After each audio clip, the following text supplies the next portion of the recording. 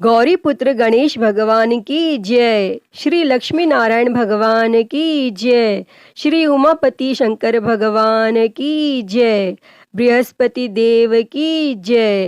प्रिय भक्तजनों, आज हम इस वीडियो में बृहस्पतिवार की व्रत कथा सुनेंगे। बृहस्पतिवार व्रत को करने से मन की इच्छाएं पूरी होती हैं और बृहस्पति महाराज प्रसन्न होते हैं तथा धन, पुत्र, विद्या और मनवांछित फलों की प्राप्ति होती है। परिवार को सुख शांति मिलती है। इसीलिए यह व्रत सर्वश्रेष्ठ और अति फलदायक सभी स्त्री और पुरुषों के लिए है। इस व्रत में केले का पूजन करना चाहिए। कथा और पूजन के समय तन, मन, क्रम, वचन से शुद्ध होकर जो इच्छा हो बृहस्पति देव की प्रार्थना करनी चाहिए और उनकी इच्छाओं को बृहस्पति देव अवश्य पूर्ण करते हैं, ऐसा मन में दृढ़ विश्वास रखना चाहिए। तो भक्तजनों, आइए अब सुनते हैं बृहस्पतिवार की व्रत कथा। तो आप सभी भक्तजन बड़ी ही श्रद्धा, ध्यान पूर्वक और प्रसन्न चित्त मन से इस कथा को सुनिए। तो सभी प्रेम से बोलिए श्री लक्ष्मी नारायण भगवान की जय। बृहस्पति देव की जय। सर्व देवी देवता की जय। भारतवर्ष में एक राजा राज्य करता था। वह बड़ा प्रतापी और दानी था। वह नित्य गरीबों और ब्राह्मणों की सहायता करता था, लेकिन यह बात उसकी रानी को अच्छी नहीं लगती थी। वह ना ही गरीबों को दान देती और ना ही भगवान का पूजन करती थी और राजा को भी दान देने से मना किया करती थी। एक दिन राजा शिकार खेलने वन को गए हुए थे तो रानी महल में अकेली थी। उसी समय बृहस्पति देव साधु वेश में राजा के महल में भिक्षा के लिए गए और भिक्षा मांगी। तब रानी ने भिक्षा देने से इनकार किया और कहा, हे साधु महाराज, मैं तो दान पुण्य से तंग आ गई हूँ। मेरा पति सारा धन लुटाता रहता है। मेरी इच्छा है कि हमारा धन नष्ट हो जाए, फिर न रहेगा बांस, न बजेगी बांसुरी। तब साधु ने कहा, देवी, तुम तो बड़ी अजीब हो। धन, संतान तो सभी चाहते हैं, पुत्र और लक्ष्मी तो पापी के घर भी होनी चाहिए। यदि तुम्हारे पास अधिक धन है तो भूखों को भोजन दो, प्यासों के लिए प्याऊ बनवाओ, मुसाफिरों के लिए धर्मशालाएं खुलवाओ और निर्धन अपनी कुंवारी कन्याओं का विवाह नहीं कर सकते, उनका विवाह करा दो। ऐसे कई और काम हैं जिनको करने से तुम्हारा यश लोक परलोक में फैलेगा। परंतु रानी पर उपदेश का कोई प्रभाव न पड़ा। वह बोली, महाराज, आप मुझे कुछ न समझाएं। मैं ऐसा धन नहीं चाहती जो हर जगह बांटती फिरूं। तब साधु ने उत्तर दिया, यदि तुम्हारी ऐसी इच्छा है तो तथास्तु। तुम ऐसा करना कि बृहस्पतिवार को घर लीप कर पीली मिट्टी से अपना सिर धोकर स्नान करना, भट्टी चढ़ाकर कपड़े धोना। ऐसा करने से आपका सारा धन नष्ट हो जाएगा। और इतना कहकर वह साधु महाराज वहां से आलोप हो गए। तब साधु के अनुसार कही बातों को पूरा करते हुए रानी को केवल 3 बृहस्पतिवार ही बीते थे कि उसकी समस्त धन संपत्ति नष्ट हो गई और भोजन के लिए राजा का परिवार तरसने लगा। तब एक दिन राजा ने रानी से बोला कि हे रानी, तुम यहीं रहो, मैं दूसरे देश को जाता हूँ, क्योंकि यहाँ पर सभी लोग मुझे जानते हैं, इसीलिए मैं कोई छोटा कार्य नहीं कर सकता। तब ऐसा कहकर राजा परदेश चला गया और वहां वह जंगल से लकड़ी काटकर लाता और शहर में बेचता और इस तरह वह अपना जीवन व्यतीत करने लगा। इधर राजा के परदेश जाते ही रानी और दासी दुखी रहने लगे। एक बार जब रानी और दासी को 7 दिन तक बिना भोजन के रहना पड़ा तो रानी ने अपनी दासी से कहा, हे दासी, पास ही के नगर में मेरी बहन रहती है, वह बड़ी धनवान है, तू उसके पास जा और कुछ ले आ ताकि थोड़ी बहुत गुजर बसर हो जाए। तब दासी रानी की बहन के पास गई और उस दिन गुरुवार था और रानी की बहन उस समय बृहस्पतिवार व्रत की कथा सुन रही थी। तब दासी ने रानी की बहन को अपनी रानी का संदेश दिया, लेकिन रानी की बड़ी बहन ने कोई उत्तर नहीं दिया। और जब दासी को रानी की बहन से कोई उत्तर नहीं मिला तो वह बहुत दुखी हुई और उसे क्रोध भी आया और दासी ने वापस आकर रानी को सारी बात बता दी। तब सुनकर रानी ने अपने भाग्य को कोसा और उधर रानी की बहन ने सोचा कि मेरी बहन की दासी आई थी, परंतु मैं उससे नहीं बोली और इससे वह बहुत दुखी हुई होगी। और वह कथा सुनकर और पूजन समाप्त करके अपनी बहन के घर आई और कहने लगी, मैं बृहस्पतिवार का व्रत कर रही थी, तुम्हारी दासी मेरे घर आई थी, परंतु जब तक कथा होती है तब तक न तो उठते हैं और न ही बोलते हैं, इसीलिए मैं नहीं बोली। कहो दासी क्यों गई थी? तब रानी बोली, बहन तुमसे क्या छिपाऊं, हमारे घर में खाने तक को अनाज नहीं था। और ऐसा कहते कहते रानी की आंखें भर आई। उसने दासी समेत पिछले 7 दिनों में भूखे रहने तक की बात अपनी बहन को विस्तार पूर्वक सुना दी। तब रानी की बहन बोली, देखो बहन, भगवान बृहस्पति देव सबकी मनोकामना को पूर्ण करते हैं। देखो शायद तुम्हारे घर में अनाज रखा हो। पहले तो रानी को विश्वास नहीं हुआ, पर बहन के आग्रह करने पर उसने अपनी दासी को अंदर भेजा तो उसे सचमुच अनाज से भरा एक घड़ा मिल गया और यह देखकर दासी को बड़ी हैरानी हुई। तब दासी रानी से कहने लगी, हे रानी, जब हमको भोजन नहीं मिलता तो हम व्रत ही तो करते हैं, इसीलिए क्यों न इनसे व्रत और कथा की विधि पूछ ली जाए ताकि हम भी व्रत कर सकें। और तब रानी ने अपनी बहन से बृहस्पतिवार व्रत के बारे में पूछा। तब उसकी बहन ने बताया, बृहस्पतिवार के व्रत में चने की दाल और मुनक्का से विष्णु भगवान का केले की जड़ में पूजन करें तथा दीपक जलाएं, व्रत कथा सुनें और पीला भोजन ही करें, इससे बृहस्पति देव प्रसन्न होते हैं। व्रत और पूजन विधि बताकर रानी की बहन अपने घर को लौट गई और 7 दिन के बाद जब गुरुवार आया तो रानी और दासी ने व्रत रखा। गुड़साल में जाकर चना और गुड़ लेकर आई, फिर उससे केले की जड़ तथा विष्णु भगवान का पूजन किया। और अब पीला भोजन कहाँ से आए, इस बात को लेकर दोनों बहुत दुखी थी।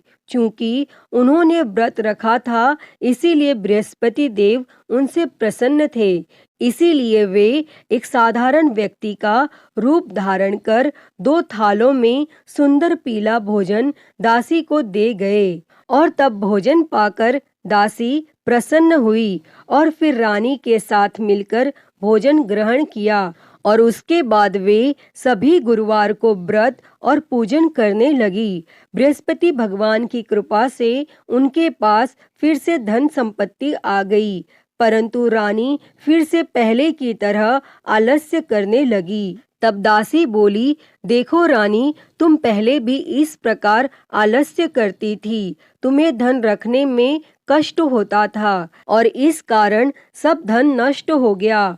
और अब जब भगवान बृहस्पति की कृपा से धन मिला है तो तुम्हें फिर से आलस्य होता है। और रानी को समझाते हुए दासी कहती है कि बड़ी मुसीबतों के बाद हमने यह धन पाया है, इसीलिए हमें दान पुण्य करना चाहिए, भूखे मनुष्यों को भोजन कराना चाहिए और धन को शुभ कार्यों में खर्च करना चाहिए, जिससे तुम्हारे कुल का यश बढ़ेगा, स्वर्ग की प्राप्ति होगी और पितर प्रसन्न होंगे। और तब दासी की बात मानकर रानी अपना धन शुभ कार्यों में खर्च करने लगी, जिससे पूरे नगर में उसका यश फैलने लगा। और बृहस्पतिवार व्रत कथा के बाद श्रद्धा के साथ आरती की जानी चाहिए। इसके बाद प्रसाद बांटकर उसे ग्रहण करना चाहिए। और यहाँ एक दिन राजा दुखी होकर जंगल में एक पेड़ के नीचे आसन जमाकर बैठ गया। वह अपनी दशा को याद करके व्याकुल होने लगा और बृहस्पतिवार का दिन था। एकाएक उसने देखा कि निर्जन वन में एक साधु प्रकट हुए और वह साधु वेश में स्वयं बृहस्पति देवता थे। लकड़हारे के सामने आकर बोले, हे लकड़हारे, इस सुनसान जंगल में तू चिंता मग्न क्यों बैठा है? तब लकड़हारे ने दोनों हाथ जोड़कर प्रणाम किया और उत्तर दिया, हे महात्मा जी, आप सब कुछ जानते हैं, मैं क्या कहूँ? यह कहकर रोने लगा और साधु को अपनी आत्मकथा सुनाई। तब महात्मा जी ने कहा, तुम्हारी स्त्री ने बृहस्पतिवार के दिन बृहस्पति भगवान का निरादर किया है, जिसके कारण रुष्ट होकर उन्होंने तुम्हारी यह दशा कर दी। अब तुम चिंता को दूर करके मेरे कहने पर चलो तो तुम्हारे सब कष्ट दूर हो जाएंगे और भगवान पहले से भी अधिक संपत्ति देंगे।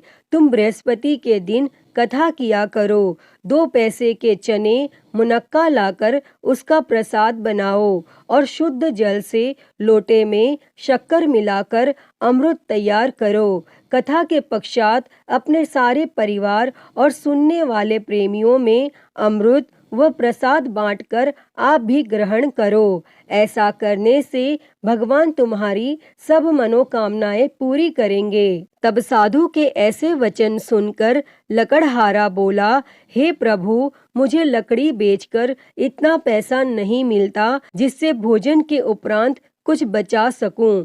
मैंने रात्रि में अपनी स्त्री को व्याकुल देखा है। मेरे पास कुछ भी नहीं जिससे मैं उसकी खबर मंगा सकूं। तब साधु ने कहा, हे लकड़हारे, तुम किसी बात की चिंता मत करो। बृहस्पति के दिन तुम रोजाना की तरह लकड़ियां लेकर शहर को जाओ।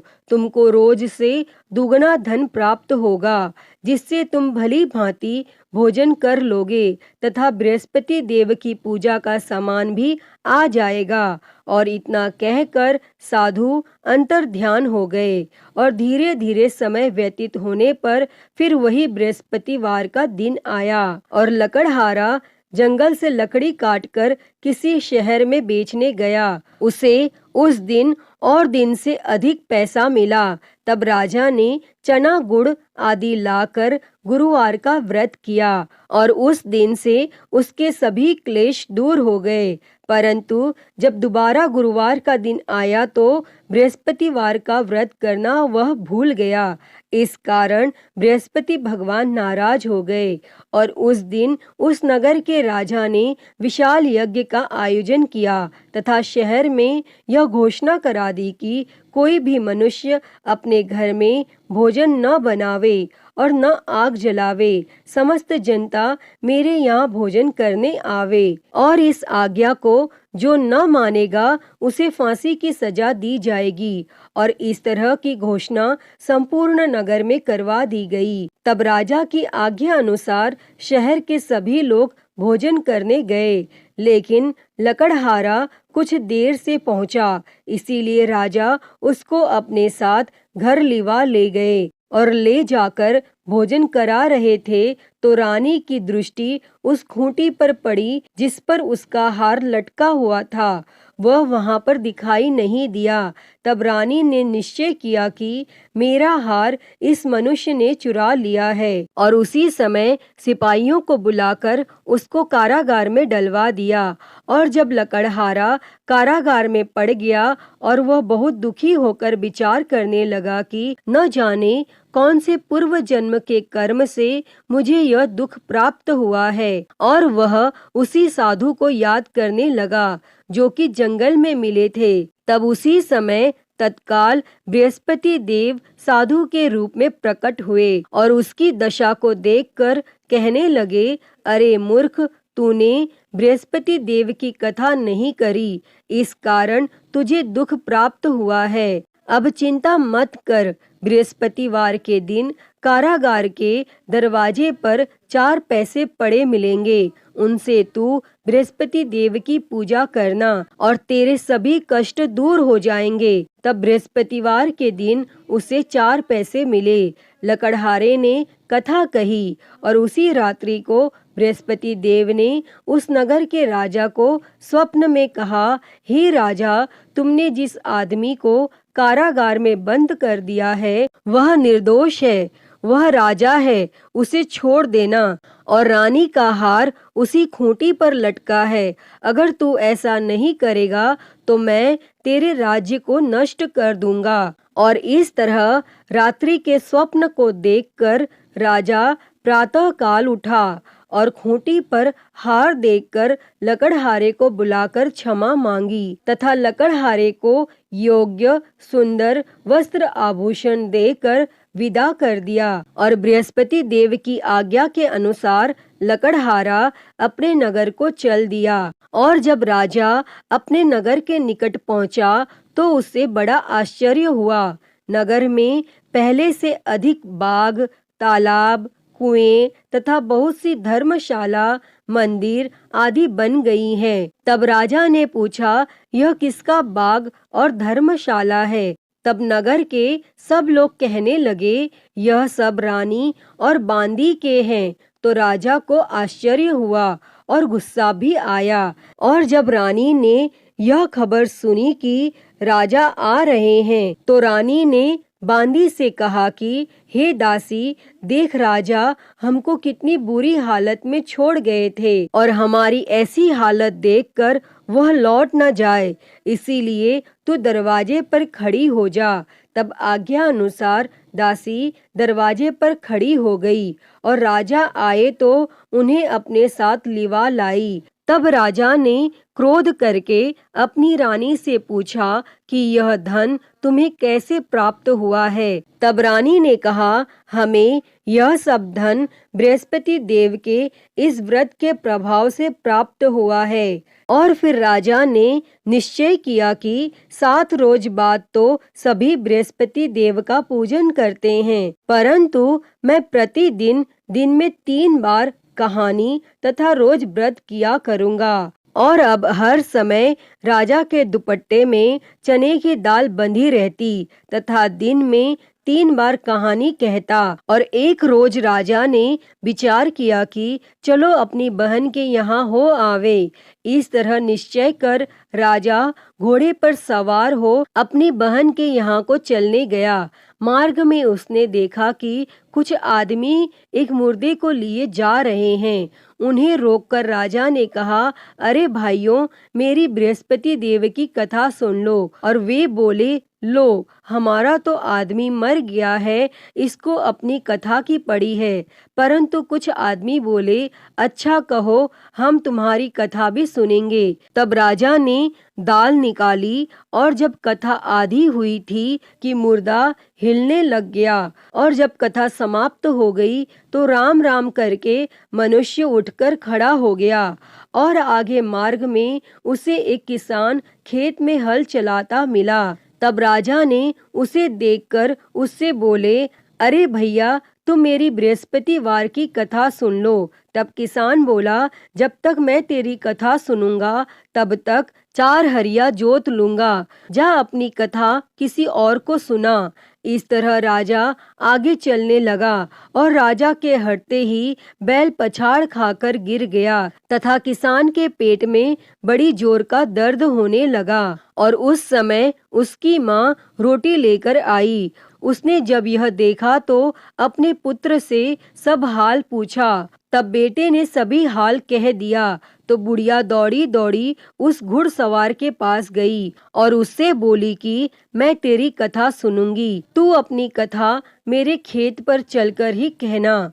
तब राजा ने बुढ़िया के खेत पर जाकर कथा कही और जिसके सुनते ही वह बैल उठ खड़ा हुआ तथा किसान के पेट का दर्द भी बंद हो गया। और राजा अपनी बहन के घर पहुंचा और बहन ने भाई की खूब मेहमानी की। दूसरे रोज प्रातः काल राजा जगा तो वह देखने लगा कि सब लोग भोजन कर रहे हैं। तब राजा ने अपनी बहन से कहा, ऐसा कोई मनुष्य है जिसने भोजन नहीं किया हो, मेरी बृहस्पतिवार की कथा सुन ले। तब बहन बोली, हे भैया, यह देश ऐसा ही है कि पहले यहाँ लोग भोजन करते हैं, बाद में अन्य काम करते हैं। अगर कोई पड़ोस में हो तो देख आऊं। और वह ऐसा कहकर देखने चली गई, परंतु उसे कोई ऐसा व्यक्ति नहीं मिला जिसने भोजन न किया हो। अतः वह एक कुम्हार के घर गई जिसका लड़का बीमार था। उसे मालूम हुआ कि उनके यहाँ 3 रोज से किसी ने भोजन नहीं किया है।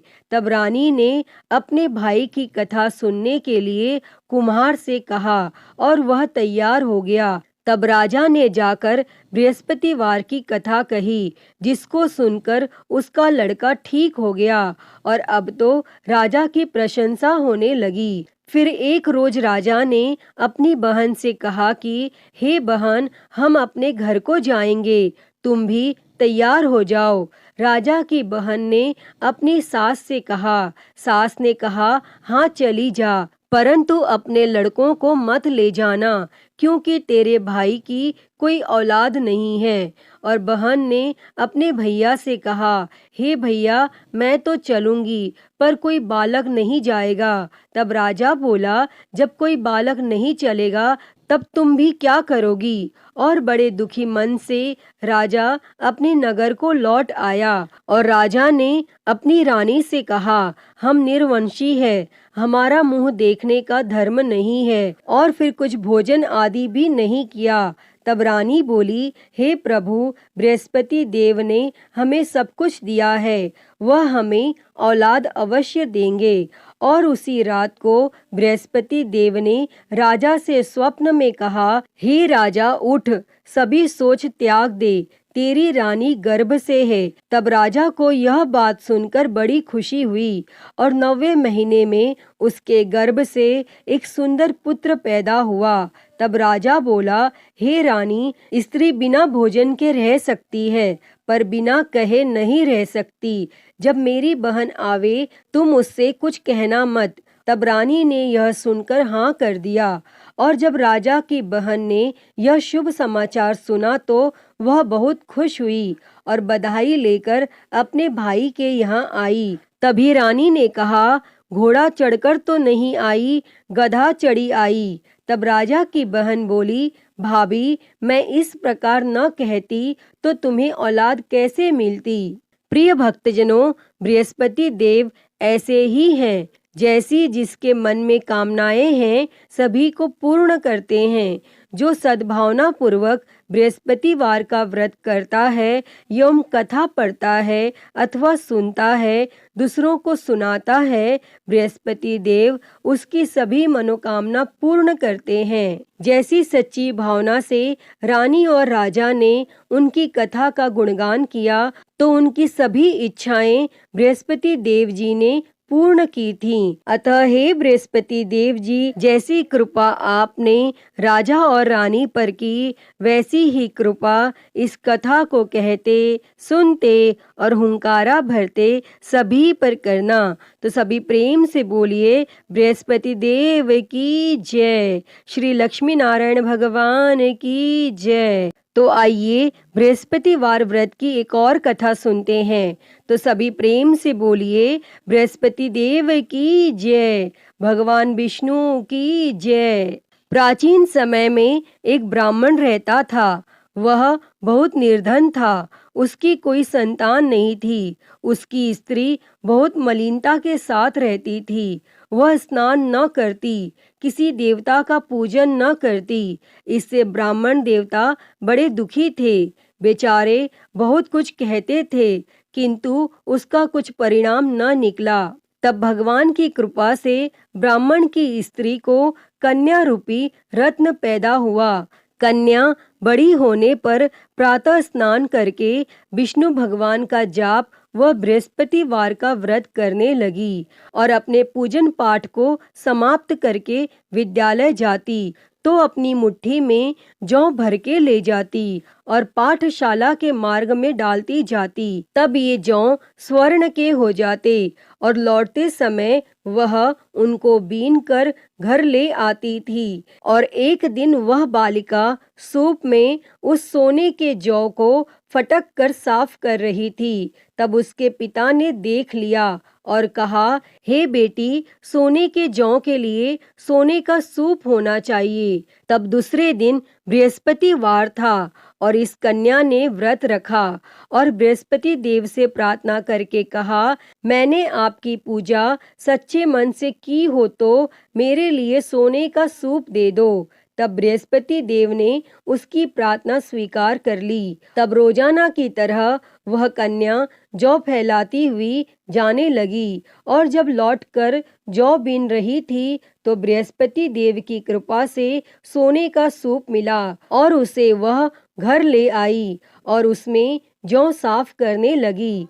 परंतु उसकी माँ का वही ढंग रहा। एक दिन की बात है कि वह कन्या सोने के सूप में जौ साफ कर रही थी और उस समय उस शहर का राजपुत्र वहां से होकर निकला और इस कन्या के रूप और कार्य को देखकर मोहित हो गया तथा अपने घर आकर भोजन तथा जल त्याग कर उदास होकर लेट गया। और जब राजा को इस बात का पता लगा तो अपने प्रधानमंत्री के साथ उसके पास गए और बोले, हे बेटा, तुम्हें किस बात का कष्ट है? किसी ने अपमान किया है अथवा और कोई कारण हो सो कहो, मैं वही कार्य करूँगा जिससे तुम्हें प्रसन्नता होगी। और तब अपने पिता की राजकुमार ने बातें सुनी तो वह बोला, मुझे आपकी कृपा से किसी बात का दुख नहीं है, किसी ने मेरा अपमान नहीं किया है, परंतु मैं उस लड़की से विवाह करना चाहता हूँ जो सोने के सूप में जौ साफ कर रही थी। और यह सुनकर राजा आश्चर्य में पड़ा और बोला, हे बेटा, इस तरह की कन्या का पता तुम ही लगाओ, मैं उसके साथ तेरा विवाह अवश्य ही करवा दूंगा। तब राजकुमार ने उस लड़की के घर का पता बतलाया और तब मंत्री उस लड़की के घर गए और ब्राह्मण देवता को सभी हाल बतलाया। तब ब्राह्मण देवता राजकुमार के साथ अपनी कन्या का विवाह करने के लिए तैयार हो गए तथा विधि विधान के अनुसार ब्राह्मण की कन्या का विवाह राजकुमार के साथ हो गया। और कन्या के घर से जाते ही पहले की भांति उस ब्राह्मण देवता के घर में गरीबी का निवास हो गया। और एक दिन दुखी होकर ब्राह्मण देवता अपनी पुत्री के पास गए। तब बेटी ने पिता की दुखी अवस्था को देखा और अपनी माँ का हाल पूछा। तब ब्राह्मण ने सभी हाल कहा। तब कन्या ने बहुत सा धन देकर अपने पिता को विदा कर दिया और इस तरह ब्राह्मण का कुछ समय सुखपूर्वक व्यतीत हुआ। परंतु कुछ दिन बाद फिर वही हाल हो गया। ब्राह्मण फिर अपनी कन्या के यहाँ गया और सारा हाल कहा तो लड़की बोली, हे पिताजी, आप माताजी को यहाँ लिवा लाओ, मैं उसे विधि बता दूंगी जिससे गरीबी दूर हो जाएगी। तब वह ब्राह्मण देवता अपनी स्त्री को साथ लेकर पहुँचे तो वह कन्या अपनी माँ को समझाने लगी, हे माँ, तुम प्रातः काल प्रथम स्नान आदि करके विष्णु भगवान का पूजन करो तो सब दरिद्रता दूर हो जाएगी। परंतु उसकी माँ ने एक भी बात नहीं मानी और प्रातः काल उठकर अपनी पुत्री के बच्चों की जूठन को खा लिया। इससे उसकी पुत्री को भी बहुत गुस्सा आया और एक रात को कोठरी से सभी सामान निकाल दिया और अपनी माँ को उसमें बंद कर दिया और प्रातः काल उसे निकाला तथा स्नान आदि करा के पाठ करवाया तो उसकी माँ की बुद्धि ठीक हो गई और फिर वह प्रत्येक बृहस्पतिवार को व्रत रखने लगी। इस व्रत के प्रभाव से उसके माँ बाप बहुत ही धनवान और पुत्रवान हो गए और बृहस्पति जी के प्रभाव से इस लोक के सुख भोग कर स्वर्ग को प्राप्त हुए। अतः हे बृहस्पति देव जी, जैसी कृपा आपने ब्राह्मण पुत्री पर की, वैसी ही कृपा इस कथा को कहते, सुनते और हुंकारा भरते सभी पर करना। सभी के जीवन से दरिद्रता दूर कर सभी के जीवन में धन संपत्ति और सुख समृद्धि देना। तो सभी प्रेम से बोलिए बृहस्पति देव की जय, श्री लक्ष्मी नारायण भगवान की जय। प्रिय भक्तजनों, तो मैं उम्मीद करती हूँ कि आपको आज की ये कथा पसंद आई होगी और अगर वीडियो अच्छी लगी हो तो इसे लाइक करें, ज़्यादा से ज़्यादा शेयर करें और कमेंट बॉक्स में बृहस्पति देव जी की जय लिखना ना भूलें और हरिहर भक्ति चैनल को सब्सक्राइब कर नोटिफिकेशन बेल को ज़रूर ऑन कर लें। हर हर महादेव। धन्यवाद।